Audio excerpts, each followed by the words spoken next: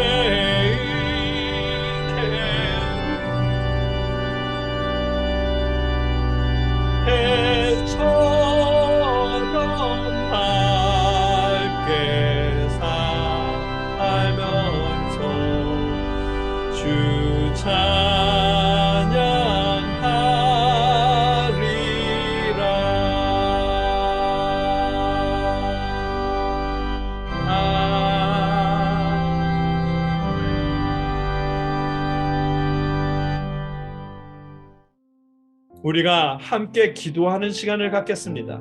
지난 한 주간의 우리의 모습을 회개하며 하나님 앞에 구할 우리의 기도 제목으로 1, 2분간 하나님 앞에 기도드리겠습니다. 함께 기도하겠습니다. 사랑의 아버지 하나님, 우리가 지난 한 주간을 아버지 앞에 내려놓고 기도합니다. 하나님, 하나님의 자녀로 사람으로서 아버지 하나님 바른 모습으로 살지 못했다면 용서하여 주시옵소서. 우리가 알고 지은 알지 못하고 지은 모든 죄를 아버지 용서하여 주시옵시고 우리가 하나님 앞에 드리는 기도를 응답하여 주시옵소서. 아버지 하나님, 우리가 제대로 아버지 교회를 세울 수 있도록 도우시옵시고 아버지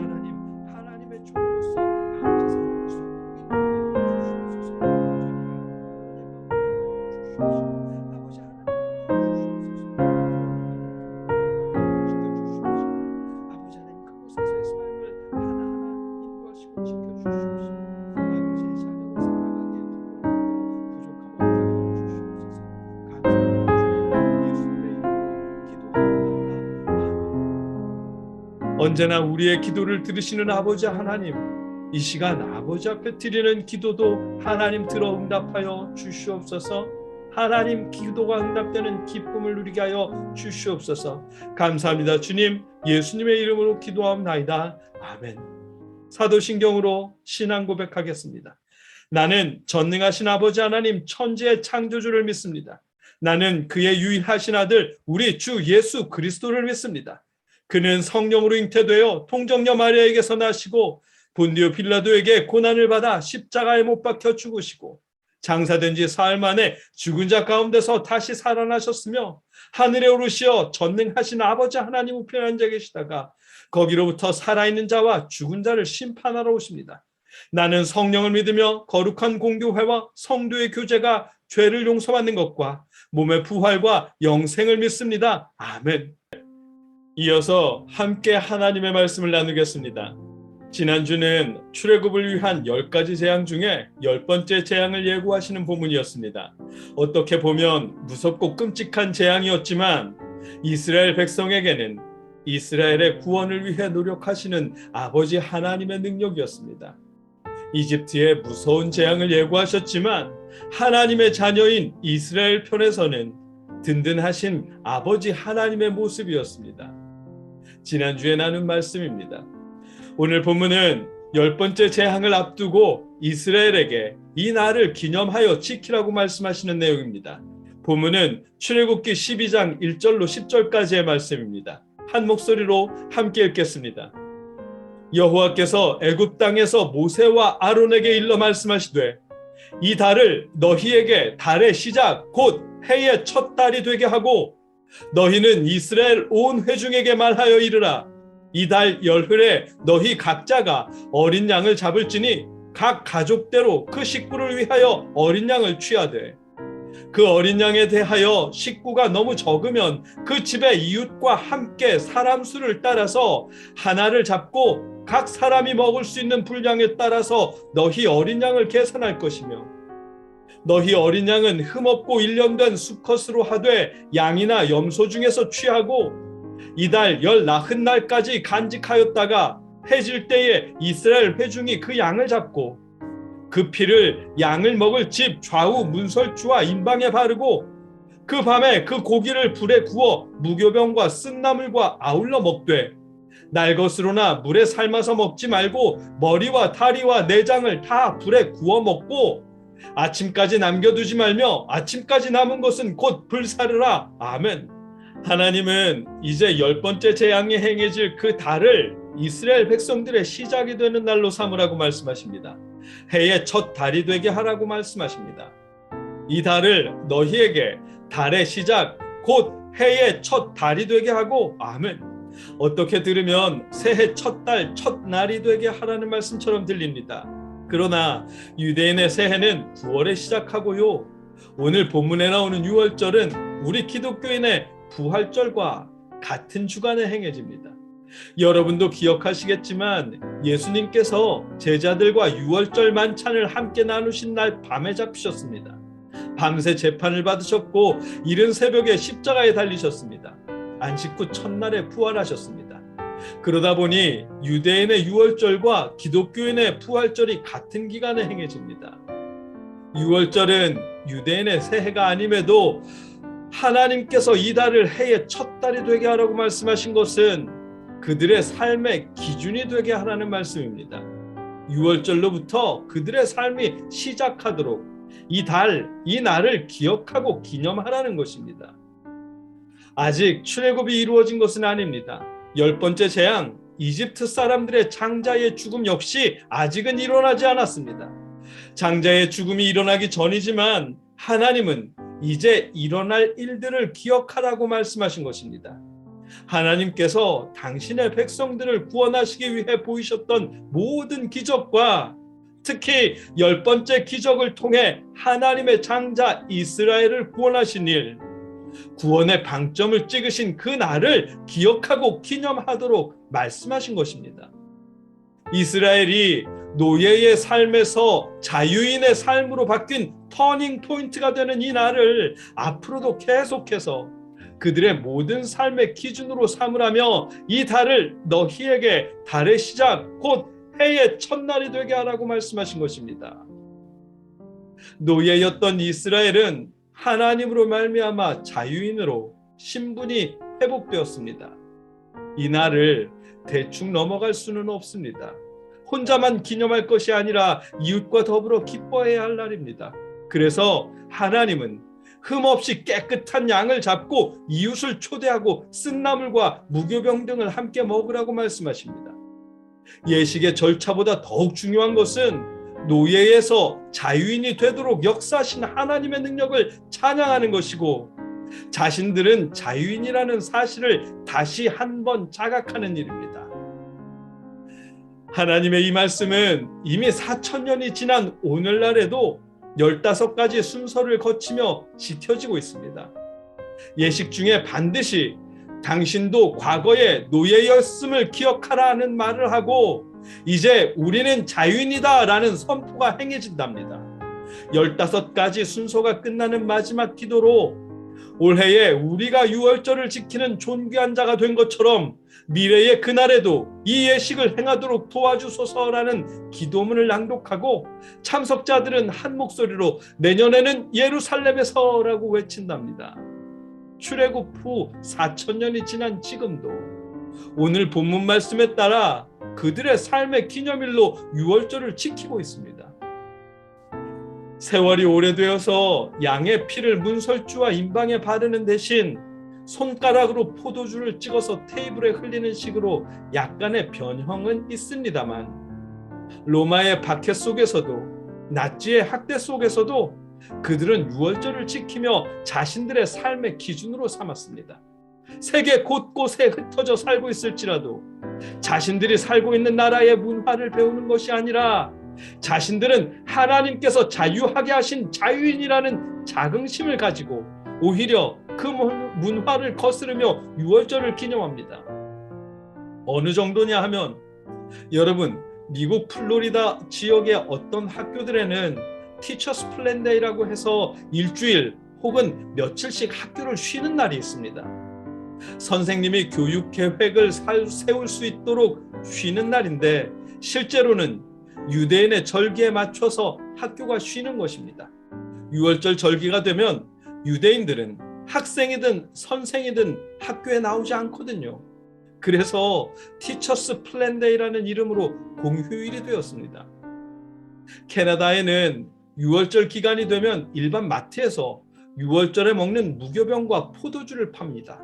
한 병에 7,000원짜리 포도주스인데 유월절에는 한 병에 2,000원에 판매합니다. 한 상자에 8,000원 하는 무교병을 유월절에 되면 8상자를 8,000원에 팝니다. 2022년 이스라엘도 아니고 캐나다에 사는 유대인들이 유월절을 지키기 위해 일반 마트를 통해서 무교병과 포도주스를 할인 판매합니다. 그만큼 유대인들은 오늘 본문에 있는 하나님의 말씀에 따라 유월절을 자신들의 삶의 기준으로 삼아 지키고 있습니다. 어느 곳에 살고 있던지 매년 어린 자녀로부터 노년에 이르기까지 하나님께서 자유하게 하신 것을 감사하고 찬양하며 유월절을 기념일로 삼아 지키고 있습니다. 유월절을 말씀하시는 오늘 본문 말씀이 그렇다면 우리와는 무슨 관계일까요? 우리도 유월절을 지켜야 하는 것일까요? 아닙니다. 예수님께서 이 유월절의 예식을 성찬식으로 바꿔주셨습니다. 누가복음 22장 19절을 보니까 예수님이 잡히시기 전날 제자들과 함께 유월절을 보내시면서 또 떡을 가져 감사기도 하시고 떼어 그들에게 주시며 이르시되 이것은 너희를 위하여 주는 내 몸이라 너희가 이를 행하여 나를 기념하라 하시고 아멘. 이렇게 말씀하셨습니다. 예수님께서 유월절을 성찬식으로 바꿔주셨습니다. 성찬식을 통해 주님께서 우리를 자유하게 하신 것을 기념하라고 말씀하셨습니다. 우리를 죄에서 자유하게 하시려고 십자가를 지신 그 사건을 기억하고 주님의 부활을 기념하도록 하셨습니다. 그래서 우리는 주님이 부활하신 일요일을 주일이라 부르며 하나님께 예배드리는 것입니다. 주님을 통해 죄에서 자유를 얻게 된 우리의 기념일은 유월절이 아니라 주일이 되는 것입니다. 다르게 표현하면 오늘 본문에 있는 유월절 예식이 우리에게는 주일 예배가 된다는 것입니다. 본문 2절에서 이 달을 너희에게 달의 시작 곧 달의 첫 달이 되게 하고 라는 말씀대로 유대인이 유월절을 삶의 기준으로 삼았다면 우리는 이 말씀에 따라 주일을 우리의 삶의 기준으로 삼아야 하는 것입니다. 주일은 노는 날이 아닙니다. 주일은 죄에서 자유를 얻은 우리 의인들의 기념일입니다. 거듭난 사람들의 삶의 기준이 되는 날입니다. 교회에 모여서 예배드리든 인터넷을 통해 가정에서 예배드리든 여러분이 자유인이 된 것을 기념하고 기억해야 하는 날이 바로 주일입니다. 하나님께 예배드리는 우리가 다시는 죄의 종노릇을 해서는 안 된다는 사실을 자각하는 날이 바로 주일입니다. 오늘 본문은 유대인들의 삶의 기준으로 유월절을 말씀하시지만 이 본문을 통해 우리는 우리 삶의 기준이 되는 날이 주일인 것을 깨닫게 됩니다. 주일은 주님을 통해 죄로부터 구원받아 의롭다 칭하심을 받은 우리 의인들에게 삶의 기준이 되는 기념일입니다. 하나님께서 사랑하시는 여러분, 하나님은 유대인들에게 유월절을 기념하라 하셨고 예수님은 그 유월절의 예식을 성찬식으로 바꿔 우리에게 기념하라고 말씀하셨습니다. 하나님께서 독생자를 보내시고 우리를 죄로부터 구원하신 그 사실을 매 주일마다 기억하고 기념하게 하셨습니다. 주일은 휴일이 아닙니다. 주일은 우리를 죄로부터 자유하게 하신 주님을 기억하며 우리가 의인이 된 것을 기념하는 날입니다. 주일을 노는 날로 여기지 마십시오. 여행 가기 좋은 날로 삼지 마십시오. 우리를 죄로부터 자유하게 하신 주님을 기억하며 감사하는 삶의 기준으로 삼으십시오. 주일은 의인의 기념일입니다. 주일은 거듭난 사람들의 삶의 기준이 되는 날입니다. 여러분과 제가 우리를 자유하게 하신 주님의 십자가를 기억하고 우리가 죄로부터 자유인이 된 것을 기념하며 주일을 지킬 수 있기를 주님의 이름으로 축복합니다. 함께 기도하겠습니다. 사랑의 아버지 하나님, 우리가 죄로부터 자유하게 되었음을 잊지 않도록 지켜주시옵소서. 다시는 죄의 종노릇이 종노릇하지 않도록 지켜주시옵시고 주일마다 의인이 된 것을 기념하며 예배드릴 수 있도록 역사해 주시옵소서. 감사합니다. 주님, 예수님의 이름으로 기도하옵나이다. 아멘. 이제는 우리를 위해 십자가를 지신 예수 그리스도의 크신 은혜와 우리를 구원하시기 위해 독생자를 보내주신 아버지 하나님의 그 크신 살아가심과 우리의 믿음을 붙잡아 주시는 성령님의 역사하심이 오늘도 주일을 지켜 하나님 앞에 모인 주의 자녀들과 늘 함께 하시기를 주님의 이름으로 간절히 축원하옵나이다. 아멘.